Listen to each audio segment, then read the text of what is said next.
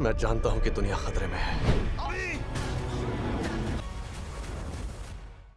क्या होगा जब भविष्य में एक अनजान खतरे से हमारा सूर्य नष्ट होने लगेगा, यानी कि फिर सूर्य के बिना पृथ्वी भी नहीं बच सकती। लेकिन ऐसा हो क्यों रहा है? इन सब का राज छुपा है पृथ्वी से करोड़ों किलोमीटर दूर एक एलियन ग्रह पर। तो अब क्या इंसान उस एलियन ग्रह पर जाकर पृथ्वी को बचाने का तरीका ढूंढ पाएंगे? चलिए शुरू से जानते हैं 2026 की most awaited space scifi movie Project Hail Mary में। अब कहानी की शुरुआत ग्रेस नाम के एक एस्ट्रोनॉट से होती है, जो कि अभी अपनी स्पेसशिप में उठ रहा था। तभी उसे शिप की एआई ने बताया कि उसकी हालत ठीक नहीं है। क्रायोस्लीप से उसका ब्रेन अभी पूरी तरह से जागा नहीं है, इसलिए उसे आने वाले कुछ दिनों तक पुराने इवेंट्स को याद करने में मुश्किल होगी। वहीं ग्रेस तो समझ नहीं पाता कि वो इस स्पेसशिप में कैसे आया और जा कहाँ रहा है। उसे कुछ भी याद नहीं था। तभी उसे ऊपर जाने की सीढ़ी मिल गई और वो ऊपर जाकर देखता है कि यहाँ उसी जैसे दो एस्ट्रोनॉट्स बेहोश पड़े थे। तभी वो स्पेसशिप की विंडो से बाहर देखकर समझ गया कि वो भी स्पेस में मौजूद है। और यहाँ तो पृथ्वी ही क्या, बल्कि हमारे सोलर सिस्टम का कोई भी ग्रह मौजूद नहीं है, यानी कि वो अभी पृथ्वी से बहुत दूर होगा। ग्रेस इससे बहुत ज्यादा बौखला गया कि ये सब उसके साथ हो क्या रहा है। उसे कुछ भी याद क्यों नहीं आ रहा। सो उसे अब एआई से ही जल्द से जल्द पता करना होगा कि वो पृथ्वी पर वापस कैसे लौटे। ग्रेस अब जल्दी से शिप का कंट्रोल रूम ढूंढ लेता है और फिर उसने शिप की एआई से कहा कि वो शिप को अभी वापस मोड़ दे और वापस पृथ्वी की ओर चल पड़े। लेकिन अब एआई का जवाब सुनकर ग्रेस की तो होश ही उड़ गई। एआई ने रिवील किया कि वो अभी पृथ्वी से पूरे 11 लाइट ईयर्स दूर है, यानी कि अगर वे वापस भी मुड़ते हैं तो उन्हें वापस जाने में 11 साल लगेंगे। ग्रेस जल्दी से कैलकुलेट करता है कि अगर वो अभी पृथ्वी से 11 लाइट ईयर्स की दूरी पर है तो फिर अभी उसका शिप एक दूसरी गैलेक्सी में होगा। तभी उसे कुछ कुछ याद आने लगा। कैसे जब वो पृथ्वी पर था तभी वैज्ञानिकों को पता चला कि हमारा सूर्य धीरे धीरे धीमा पड़ता जा रहा है, उसकी एनर्जी घटती जा रही है। सो ग्रेस अब सबसे पहले शिप में अपनी दाढ़ी काटता है और अपने आसपास की जगह को साफ करने की कोशिश करता है। तभी उसे अपनी और बाकी की दो एस्ट्रोनॉट्स की एल्बम मिल गई और उसे पता चला कि जब वे सफर पर आ रहे थे तभी क्रायोस्लीप के दौरान उसकी बाकी के दोनों साथी मारे गए और वो अकेला ही जिंदा बच पाया है। तो उसे जल्द से जल्द सब याद करना होगा कि यहाँ इस एलियन गैलेक्सी में आने का उसका मिशन क्या था। असल में ग्रेस पृथ्वी पर एक स्कूल में साइंस टीचर था। उससे एक बच्चे ने पूछा कि क्या सच में ही हमारा सूर्य मरता जा रहा है, और ग्रेस उन्हें सब बताने लगा। ऐसे आज से 2 साल पहले वैज्ञानिकों ने नोटिस किया कि वीनस ग्रह से एक इंफ्रारेड लाइट की लाइन सूर्य की ओर जा रही है, जिसे अब पेट्रोवा लाइन कहा जाता है। ये लाइन ऐसे विषाणुओं की थी जो कि वीनस ग्रह पर पैदा हुए और वे सूर्य तक पहुंच गए और फिर उन्होंने सूर्य को खाना शुरू कर दिया। वैज्ञानिकों के अनुसार ये ऐसे विषाणु हैं जो सूर्य की एनर्जी को खाकर लगातार अपनी संख्या बढ़ाते जा रहे हैं, और अगर अब ऐसा ही चलता रहा तो आने वाले सिर्फ 20 ही सालों में पृथ्वी का टेम्परेचर इतना गिर जाएगा कि यहाँ कोई नहीं बचने वाला। हालांकि अब बच्चे डरे ना, इसलिए ग्रेस उन्हें यकीन दिलाता है कि डरने की कोई बात नहीं। वैज्ञानिक तब तक इस प्रॉब्लम का कोई ना कोई सॉल्यूशन जरूर से निकाल लेंगे। तभी कुछ दिन बाद ग्रेस से मिलने ईवा नाम की एक औरत आती है। उसने बताया कि वो नासा की पेट्रोवा लाइन रिसर्च टीम से है, वैज्ञानिकों की वो टीम जो सूर्य को बचाने के लिए रिसर्च कर रही है। ईवा ने बताया कि उन्हें ग्रेस की लिखी एक पुरानी थीसिस मिली है, जिसमें उसने बताया था कि एलियंस के जीवित रहने के लिए पानी का होना बहुत जरूरी है। सो ईवा अब ग्रेस को भी अपने साथ अपनी टीम में शामिल करने आई है। हालांकि ग्रेस ये सुनकर बाहर जाने लगता है, क्योंकि उसकी उसी थीसिस की वजह से उसे नौकरी से निकाल दिया गया था। लेकिन तभी वह उसके पीछे जाकर उसे फिर से समझाती है कि वो अब अपनी काबिलियत दुनिया को बचाने में दिखा सकता है। अब ग्रेस विज्ञान से बहुत प्यार करता था, सो वो मान ही गया और वो उसके साथ लैब में चला जाता है। यहाँ वैज्ञानिकों ने ग्रेस को उसी विषाणु को सैंपल दिया जो विनस पर पैदा हुए थे, और अब यही विषाणु सूर्य को खा रहे हैं। सो ग्रेस सेफ्टी सूट के साथ उन्हीं विषाणुओं पर रिसर्च करने लगता है, जबकि बाकी वैज्ञानिक बाहर खड़े होकर इंतजार करने लगे। क्या पता ग्रेस इनकी कोई वीकनेस निकाल दे और वे सूर्य को इनसे बचा सकें। अब कई घंटों की मेहनत के बाद ग्रेस ने नोटिस किया कि ये विषाणु तो एक लिविंग सेल हैं, जिससे सभी लोग बहुत एक्साइटेड हो गए कि अगर ये जिंदा हैं तो फिर इन्हें मारने का कोई तरीका होना चाहिए। लेकिन ग्रेस को ऐसा कुछ नहीं मिलता। वो अब ये पता लगाने की कोशिश करने लगा कि ये किस चीज से बने हैं। उसे पता चला कि ये ऑक्सीजन, हाइड्रोजन और कार्बन से बने थे और इन्हें जिंदा रहने के लिए पानी की कोई जरूरत नहीं है। यानी कि उसकी थीसिस गलत थी, जिससे ग्रेस अब निराश होकर बाहर आ गया। उसकी पुरानी थ्योरी गलत निकलने से अब उसे खुद पर भरोसा नहीं रहा था। लेकिन तभी ईवा आकर उसे बताती है कि हमारा यूनिवर्स अनंत है और इसमें हर वो चीज पॉसिबल है जो कि इंसान कभी सोच भी नहीं सकती, जैसे कि ये विषाणु जो कि सूर्य की एनर्जी को खा रहे हैं। और ऐसा होना अब तक इंसानों के अनुसार लगभग इम्पॉसिबल था, लेकिन फिर भी यूनिवर्स ने इसे पॉसिबल कर दिखाया। सो ग्रेस को हार नहीं माननी चाहिए और वो उनके साथ मिलकर यूनिवर्स को समझने की कोशिश करे। फिर वे सूर्य और पृथ्वी को बचाने में कामयाब हो जाएंगे।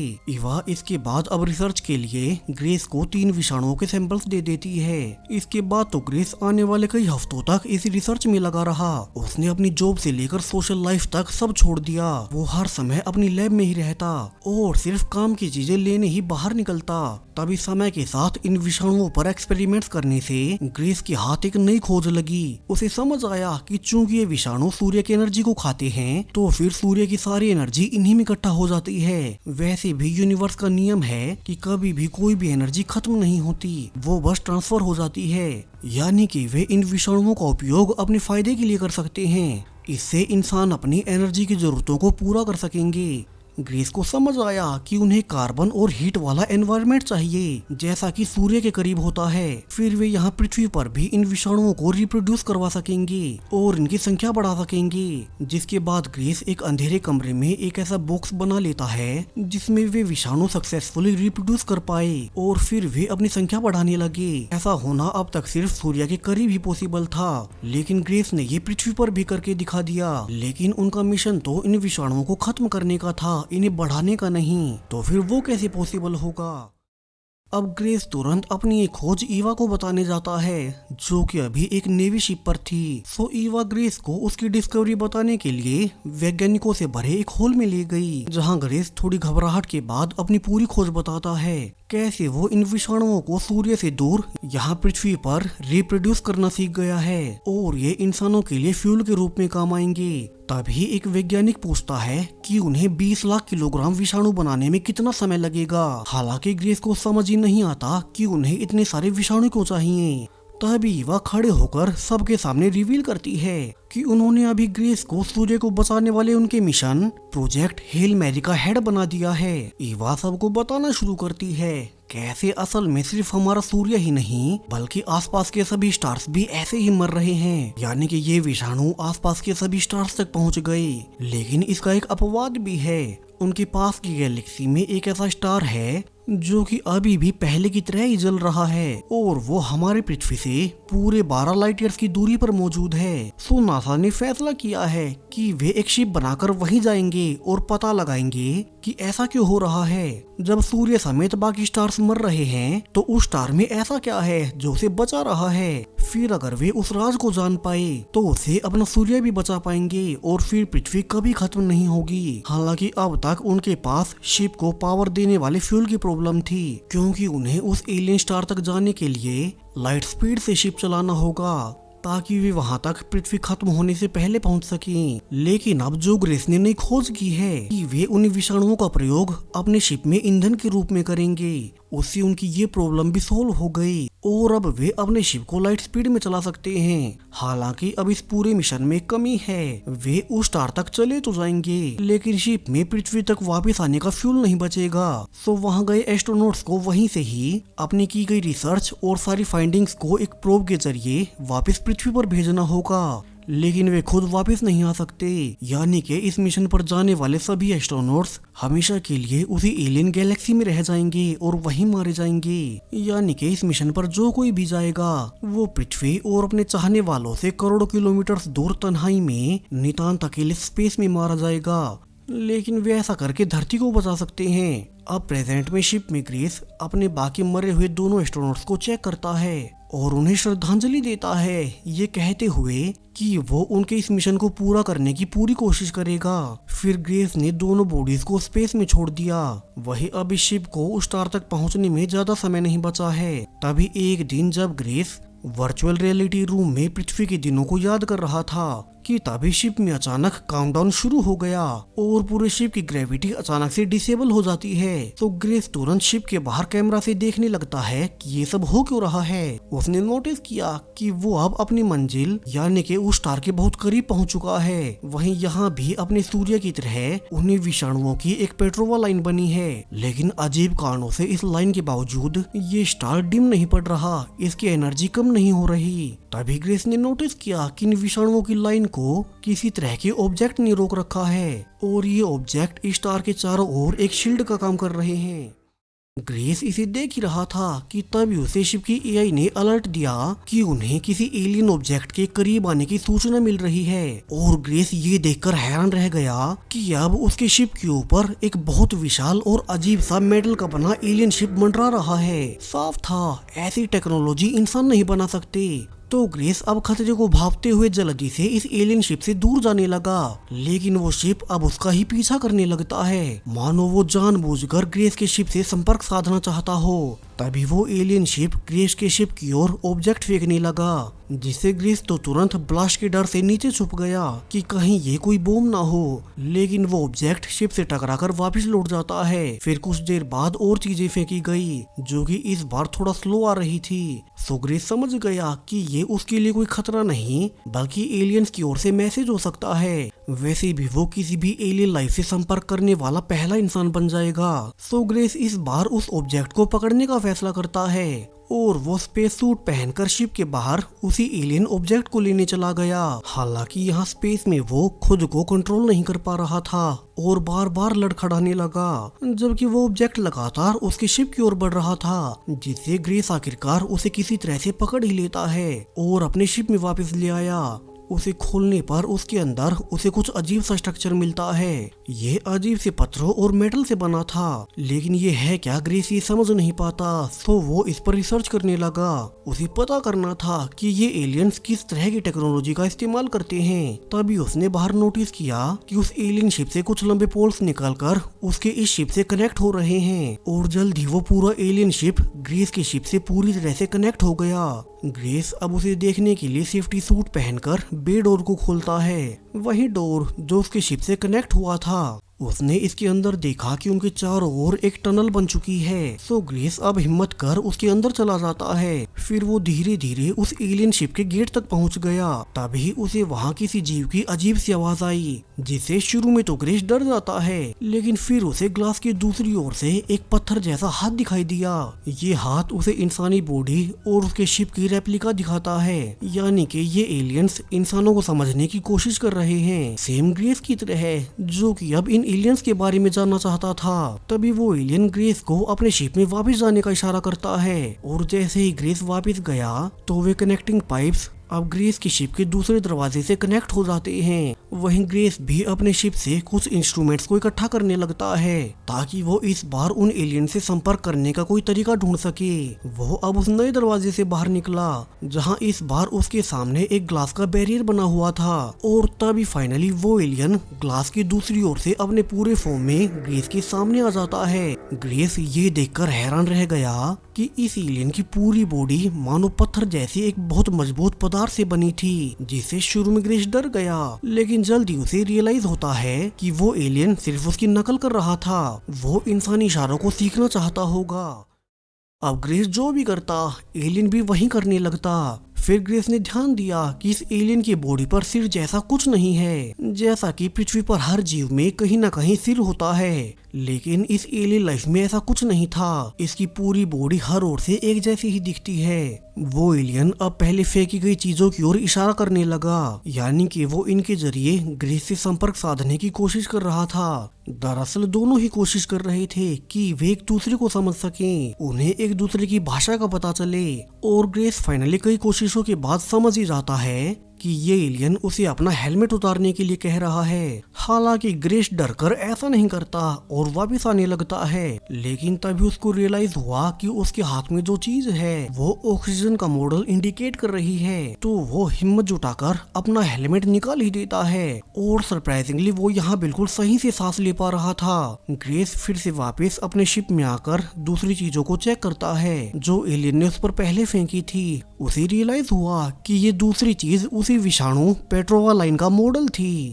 यानी कि ये एलियंस भी अपने ग्रह को बचाने के लिए इसी स्टार पर रिसर्च करने आए हैं। उन्हें भी पता करना है कि ये डिम क्यों नहीं पड़ रहा, ये उन विषाणुओं से बचा कैसे हुआ है। सो ग्रेस अब उस एलियन के पास वापस जाकर समझाने की कोशिश करता है कि वे दोनों अपने अपने ग्रहों से यहाँ एक ही वजह से आए हैं। ग्रेस उसे बात करने के लिए अलग अलग तरीके ट्राई करने लगा ताकि नंबर्स या फिर बाकी चीजों के माध्यम से उसे बात कर सके, लेकिन फिर भी कुछ खास बात नहीं बनी, यानी कि अभी तो वे एक दूसरे को ढंग से समझ ही नहीं पा रहे। सो ग्रेस चीजों को आसान करने के लिए पहले उसे अपना नाम बताता है, फिर उसने अपनी ओर से उस एलियन के शरीर की बनावट को देखकर उसका नाम रॉकी रख दिया और वो उसे थम्स अप करना सिखाता है, यानी कि कोई चीज सही से काम कर रही है। लेकिन रॉकी उसकी नकल करते हुए थम्स को डाउन कर देता है, शायद से ये उनका तरीका होगा। फिर ग्रेस उसे घड़ी दिखाकर पृथ्वी पर समय को मापने का इशारा समझाने लगा, जिस पर एलियन रॉकी भी उसे एक अजीब सी संरचना दिखाता है और ग्रेस को कुछ देर के बाद समझ आया कि यही ऑब्जेक्ट इन एलियंस के लिए घड़ी का काम करता है, ये इसी से समय को मापते हैं। यहाँ से ग्रेस अब तक के उनके संपर्क के आधार पर अपने कंप्यूटर में ऐसा सॉफ्टवेयर तैयार करने लगता है जिससे कि वो जल्द ही एलियन रॉकी की भाषा पूरी तरह से समझ पाएगा और आने वाले कुछ ही घंटों में वो इस सॉफ्टवेयर को कंप्लीट करने में कामयाब हो गया, यानी कि अब दोनों फाइनली एक दूसरे की बातों को समझ सकेंगे। एलियन रॉकी ने पहले अपने बारे में बताया कैसे वो भी स्टार पर रिसर्च के लिए अपने ग्रह से निकले थे। वे कुल मिलाकर 23 मेंबर्स थे, लेकिन इस सफर के दौरान उसके बाकी के 22 साथी मारे गए और अब उनकी पूरी शिप पर रॉकी अकेला ही बचा है, सेम ग्रेस की तरह जिसके भी 2 साथी मारे गए थे। और ग्रेस ने भी ये सब रॉकी के साथ शेयर किया, जिसके बाद दोनों फैसला करते हैं कि वे इस स्टार पर आगे की रिसर्च पर एक साथ काम करेंगे और साथ मिलकर प्लान बनाएंगे कि वे उन विषाणुओं को हटाने का रास्ता ढूंढ सके और अपने अपने ग्रहों को बचा सके।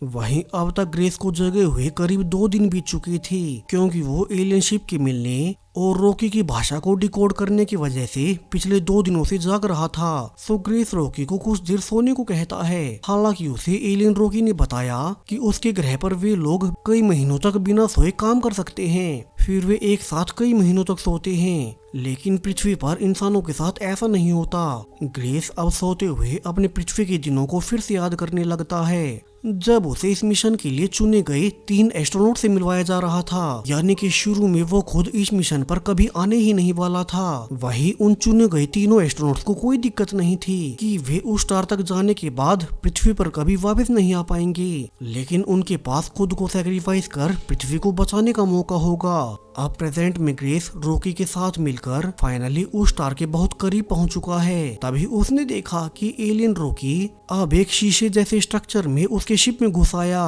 दरअसल ये एलियन किसी और वातावरण में रह नहीं सकते, तो ये शीशे का स्ट्रक्चर इन एलियन के लिए स्पेस सूट का काम करता है। ग्रेस इसके बाद अपने मिशन के साथ साथ जितना भी वो इन एलियंस के बारे में जान रहा था वो सब भी रिकॉर्ड करने लगा, ताकि पृथ्वी पर मौजूद वैज्ञानिक इस एलियन लाइफ के बारे में जान सकें। उसने सब बताया कैसे इनके खाने का तरीका बहुत अजीब है। इसके अलावा ये एलियन रॉकी सब कुछ सुन सकता है और दीवारों के आर पार देख सकता है। ग्रेस अब भी वीडियो में बहुत धीमी आवाज में बोल रहा था, लेकिन रॉकी ने ये भी सुन लिया। खैर अब दोनों साथ मिलकर अपने मेन प्लान को आगे बढ़ाते हैं। वे अब स्टार के चारों ओर ऑर्बिट करेंगे जहां विषाणु ब्रीड करते हैं और वहां से वे एक सैंपल कलेक्ट करेंगे। फिर उन्हें पता लगाना होगा कि ये स्टार इन विषाणुओं से अब तक बचा कैसे हुआ है। ग्रेस अब इस सफर के लिए अपने शिप को रेडी करने लगा, तभी उसे एआई बताता है कि इसमें उन्हें 11 दिन लगेंगे। सो इसी समय में ग्रेस वर्चुअल रियलिटी रूम के जरिए रॉकी को अर्थ के बारे में बताने लगता है। वहाँ मौजूद इंसान और बाकी जीव कैसे होते हैं, कैसे रहते हैं, नेचर से लेकर एंटरटेनमेंट तक ग्रेस ने उसे सब दिखाया। फिर ग्रेस को रॉकी भी बताता है कि उसके अपने ग्रह पर भी वे इंसानों की तरह अपने अपने परिवार बनाते हैं और बच्चे पैदा करते हैं। यानी कि फाइनली दोनों ग्रहों पर एक तो सिमिलैरिटी निकली, जहां रॉकी भी इस मिशन को पूरा कर अपने परिवार के पास लौटना चाहता है, जहां उसके होम प्लेनेट पर उसकी पत्नी और बच्चे उसी के मिशन के पूरा होने का इंतजार कर रहे हैं। फिर रॉकी ने पूछा कि क्या पृथ्वी पर ग्रेस का भी कोई पार्टनर है, जिस पर ग्रेस ने बताया कि उसका अभी कोई पार्टनर नहीं है, लेकिन पहले कभी एक लड़की हुआ करती थी। लेकिन चूंकि ग्रेस अपने विज्ञान की दुनिया में खोया रहता और अपनी एलियंस वाली थीसिस में लगा रहता, तो वो उसे छोड़कर चली गई। हालांकि ये भी सुनकर बदले में रॉकी बताता है कि वो तो अपनी पार्टनर के साथ इंसानी समय के अनुसार पिछले 186 सालों से है और वे कभी अलग नहीं हुए। अब 186 साल लंबे समय से ये तो साफ था कि इन एलियंस की लाइफ इंसानों से बहुत ज्यादा लंबी चलती है। इससे ग्रेस को अब वो समय याद आया जब वो इस मिशन के लिए तैयारी कर रहे थे और वो वैज्ञानिकों और एस्ट्रोनॉट्स के साथ एक नेवी फैसिलिटी में था। ग्रेस यहाँ पार्टी को छोड़कर बाहर ईवा से मिलने जाता है और उससे बातें करने लगा। ग्रेस ईवा से हैरानी में पूछने लगा कि ये एस्ट्रोनॉट्स ये जानते हुए भी बहुत खुश कैसे हैं कि वे उस स्टार तक जाकर कभी वापस नहीं आने वाले, ये उनकी लाइफ का आखिरी मिशन है। जिस पर ईवा ने जवाब दिया कि वे अभी पृथ्वी और इस पर रहने वाले अपने करीबियों को बचाना चाहते हैं, इसलिए इन एस्ट्रोनॉट्स के लिए ये गर्व की बात है कि वे खुद को सैक्रिफाइस कर अपने लोगों के लिए कुछ कर पाएंगे, अपने ग्रह को बचा पाएंगे। उस समय ग्रेस इस सैक्रिफाइस को कभी समझ ही नहीं पाया। वहीं अब प्रेजेंट में ग्रेस और रॉकी उस स्टार पर पहुंच चुके थे और चूंकि इस स्टार का अब तक कोई नाम नहीं था, तो ग्रेस कहता है कि वे दोनों मिलकर इस प्लेनेट का नाम रख सकते हैं। अब एलियन रॉकी अपनी ओर से इसका नाम सुझाता है, जो कि उसके अनुसार medium rough texture circle planet होना चाहिए, यानी कि इसकी बनावट जैसा। लेकिन ग्रेस ने कहा कि हम इंसान पृथ्वी की चीजों के नाम उसकी बनावट पर नहीं बल्कि ऐसे शब्दों पर रखते हैं जो कि हम इंसानों और हमारे इतिहास से पर्सनली और इमोशनली जुड़े हों। जैसे इंसानों के हर स्पेस मिशंस के नाम किसी न किसी भगवान या फिर माइथोलॉजी पर आधारित होते हैं। फिर ग्रेस ने इस ग्रह का नाम अपनी ओर से एड्रियन रख दिया, जिसके लिए रॉकी भी हाँ कह देता है। फिर ग्रेस अब यहाँ के विषाणुओं का सैंपल लेकर इसका अर्थ वाले विषाणुओं से कंपैरिजन करता है। उसने देखा कि ये दोनों वैसे तो सेम हैं। इन विषाणुओं में भी बहुत छोटे रूप में लाइफ एग्जिस्ट करती है, लेकिन यहाँ इस स्टार एड्रियन पर एक दूसरी प्रकार का बैक्टीरिया भी एग्जिस्ट करता है, एक ऐसा बैक्टीरिया जो इन विषाणुओं को खा सकता है। और अब ये नया राज खुलने से दोनों बुरी तरह से हैरान रह गए। दोनों को समझ आ गया कि इसीलिए ये विषाणु अब तक भी इस स्टार की एनर्जी को खा नहीं पा रहे थे, क्योंकि यहाँ इस एड्रियन स्टार पर ऐसे बैक्टीरिया पैदा हो गए जो कि उल्टा इन्हीं विषाणुओं को खा जाते हैं और ये बैक्टीरिया इस स्टार के चारों ओर एक शील्ड बनाकर रहने लगे। इसलिए ये स्टार अब तक भी सूर्य और बाकी स्टार्स की तरह इन विषाणुओं की चपेट में नहीं आ पाया। रॉकी भी ग्रेस को अपनी कैलकुलेशन बताता है कैसे इस एड्रियन स्टार पर मौजूद ये लिविंग ऑर्गेनिज्म एक शिकारी की तरह विषाणुओं को मार रहे हैं। तो अगर वे इस शिकारी बैक्टीरिया को अपने घर यानी कि अपने अपने ग्रहों पर ले जा सकें, तो फिर वे अपने भी स्टार्स को बचा पाएंगे, यानी कि ग्रेस अपने सूर्य को बचा सकेगा और रॉकी अपने ग्रह वाले स्टार को। लेकिन इसके लिए दोनों को इस एड्रियन ग्रह वाले बादलों से इसी माइक्रो बैक्टीरिया या फिर रॉकी के शब्दों में शिकारी बैक्टीरिया को इकट्ठा करना होगा। लेकिन अब इसमें प्रॉब्लम ये है क्योंकि ये शिप इस विशाल स्टार तक पहुंचने के लिए काबिल ही नहीं है। ये कभी इस विशाल स्टार और इसकी ग्रेविटी के प्रेशर को सह नहीं पाएगी। अब रॉकी ने आइडिया दिया कि वे एक चेन बना सकते हैं जिससे वे बैक्टीरिया वाले बादलों तक नीचे पहुंच जाएंगे। लेकिन दोनों ही जानते थे कि ग्रेस कोई प्रोफेशनल पायलट नहीं है, इसलिए रॉकी अब उसे पहले ट्रेन करता है, जबकि ग्रेस ने उस बैक्टीरिया को एक प्रोब के जरिए वापस भेजने का प्लान बताया, कैसे उसे वो बैक्टीरिया और सारा डेटा एक रॉकेट से भेजना है। हालांकि अब ये सुनकर रॉकी कंफ्यूज हो जाता है कि ग्रेस सैंपल्स के साथ अपने ग्रह पर वापस क्यों नहीं जाएगा, जिस पर ग्रेस ने बताया कि उसका पहले दिन से यही मिशन था। दरअसल उसके पास वापस लौटने के लिए इनफ फ्यूल ही नहीं है और उसके पास सिर्फ कुछ ही सालों का खाना बचा है, यानी कि उसे आखिरकार यहीं मर जाना होगा। लेकिन तभी उसे रॉकी कहता है कि नहीं, उसे अपने घर वापस जाने के लिए अब फ्यूल की चिंता करने की कोई जरूरत नहीं। वो उसे अपने पास से 20 लाख किलो विषाणु दे सकता है, लेकिन इसकी वजह से उसे अपने घर वापस जाने में 6 साल ज्यादा लगेंगे। रॉकी ने कहा कि वो अपने 22 क्रू मेंबर्स को तो बचा नहीं पाया था, लेकिन अब वो किसी और के साथ दोबारा ऐसे नहीं होने देगा। ग्रेस अब ये सुनकर इमोशनल हो गया, क्योंकि वो तो मान के चल रहा था कि वो इस मिशन के बाद पृथ्वी पर वापस नहीं लौटने वाला, लेकिन अब रॉकी ने उसकी सारी प्रॉब्लम सॉल्व कर दी। सो ग्रेस अब रॉकी को थैंक्स बोलता है जो उसे इतनी दूर स्पेस में कोई अपना मिला। अब तक रॉकी भी गले मिलना सीख चुका था और दोनों अब भाइयों जैसे दोस्त बन गए। ग्रेस अब याद करने लगता है जब वो इस मिशन से पहले एक बार ईवा से बात कर रहा था, लेकिन तभी उनकी एक रॉकेट की टेस्टिंग के वक्त एक भयानक हादसा हो गया। वहीं अब प्रेजेंट में शिप धीरे धीरे उस स्टार की ओर बढ़ रहा था। फिर जब वे सही पोजीशन में आ गए तो वे चेन के साथ सैंपल कलेक्टर को नीचे गिरा देते हैं। जल्द ही कलेक्टर ने बादलों से जरूरी बैक्टीरिया इकट्ठा कर लिया, जो कि दोनों के लिए काफी था, और फिर ग्रेस उसे वापस लेने के लिए बाहर निकलता है। तभी उसने नोटिस किया कि उनके सैटेलाइट में थोड़ी आग लग चुकी है। सो वो कलेक्टर को वापस खींचकर ग्रेस जल्दी से शिप को इस प्लेनेट के ऑर्बिट से बाहर निकालने लगता है। लेकिन अब शिप जल्द ही एल्टीट्यूड की वार्निंग दिखाने लगा, यानी कि शिप स्टेबल नहीं है। ग्रेस बाहर निकलकर देखता है कि अब तो उनका शिप बादलों के लेवल से नीचे आ रहा है, यानी कि ऐसे तो वे क्रैश होकर मारे जाएंगे। और तभी उससे शिप का एक ऑब्जेक्ट टूटकर टकरा भी गया, जिससे ग्रेस नीचे गिर जाता है। साथ ही उनका सैंपल कलेक्टर भी नीचे लटकने लगा। अब तक बाहर का टेम्परेचर खतरनाक हो चला था। सो रॉकी ने कहा कि वे दोबारा ट्राई कर सकते हैं। इन सैंपल्स के लिए जान जोखिम में डालना अभी ठीक नहीं, लेकिन ग्रेस को नहीं लगता कि उन्हें दूसरा मौका भी मिलेगा, और वो दोनों ग्रहों की जान बचाने के लिए इस रिस्क को लेते हुए आगे बढ़ जाता है। ग्रेस अब कलेक्टर को पकड़कर चेन के सहारे लटक गया। फिर ग्रेस सारे सैंपल्स को अपने हाथों के सहारे झूलकर शिप के अंदर फेंक देता है, और फिर वो तेजी से शिप की फुल पावर का इस्तेमाल कर फाइनली ग्रह के ऑर्बिट से निकल ही जाते हैं। लेकिन अब तक उनका एक फ्यूल टैंक लीक हो चुका था, जो कि अभी भी शिप से अटैच है। सो ग्रेस अब किसी तरह से फ्यूल टैंक को इजेक्ट तो कर देता है, लेकिन इसी बीच उसका सिर टकराने से वो बेहोश हो गया, यानी कि वो जल्द ही मारा जाएगा। लेकिन तभी रॉकी अब उसकी जान बचाने के लिए फाइनली अपने शेफ शेल से बाहर निकल जाता है। फिर उसने ग्रेस को बाहर खींचकर उस पर ऑक्सीजन मास्क लगा दिया ताकि वो सांस ले सके। वहीं रॉकी चूंकि इस दौरान इस एनवायरनमेंट में सरवाइव नहीं कर सकता, तो उसकी हालत खराब होने लगती है और वो मरने लगा। तो वहीं ग्रेस के पास्ट में उस ब्लास्ट के दौरान एक एस्ट्रोनॉट की मौत हो गई थी। तो नासा को तुरंत अपने मिशन को शुरू करने के लिए उसकी जगह एक दूसरा एस्ट्रोनॉट चाहिए था। तभी सभी लोग उम्मीद की नजरों से ग्रेस की ओर देखने लगे। हालांकि ग्रेस ने मना कर दिया कि वो कोई एस्ट्रोनॉट नहीं है, लेकिन ईवा उसे समझाती है कि उन्हें अभी किसी एस्ट्रोनॉट की नहीं, बल्कि एक ऐसे एक्सपर्ट की जरूरत है जो इन विषाणुओं को अच्छे से जानता हो। और अभी तो उनकी पूरी टीम में ग्रेस के अलावा और कोई एक्सपर्ट ही नहीं है। वैसे भी इन विषाणुओं को ईंधन के रूप में इस्तेमाल करना, ये पूरी खोज भी ग्रेस ने ही अपनी रिसर्च में पाई थी। हालांकि ग्रेस को अंदर से पता था कि अगर वो इस मिशन पर गया तो फिर कभी पृथ्वी पर नहीं लौटने वाला, ये एक वन वे ट्रिप है। तो वो इसके लिए ना करने का पक्का बना लेता है।